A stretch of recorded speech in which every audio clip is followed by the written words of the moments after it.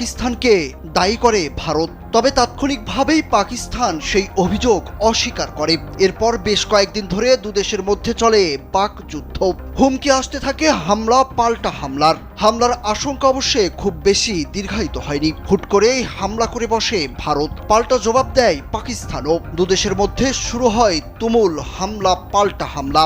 ভারত পাকিস্তান দুদেশই পাল্টাপাল্টি অভিযোগ করে জানায় তাদের হামলায় শত্রুপক্ষের সৈন্য মারা যাওয়ার খবর। তবে সে সময় কেউই বিষয়টি নিয়ে মুখ খুলেনি। কিন্তু যুদ্ধবিরতির পর কত সৈন্য হারিয়েছে সেটি প্রকাশ করেছে ভারত। শনিবার নয়াদিল্লিতে এক ব্রিফিংয়ে দেশটির সেনাবাহিনী বলেছে তারা সশস্ত্র বাহিনীর 5 জন সহকর্মীকে হারিয়েছেন। তাদের আত্মত্যাগ চিরকাল স্মরণীয় হয়ে থাকবে। এনডিটিভির এক প্রতিবেদনে বিষয়টি তুলে ধরা হয়েছে।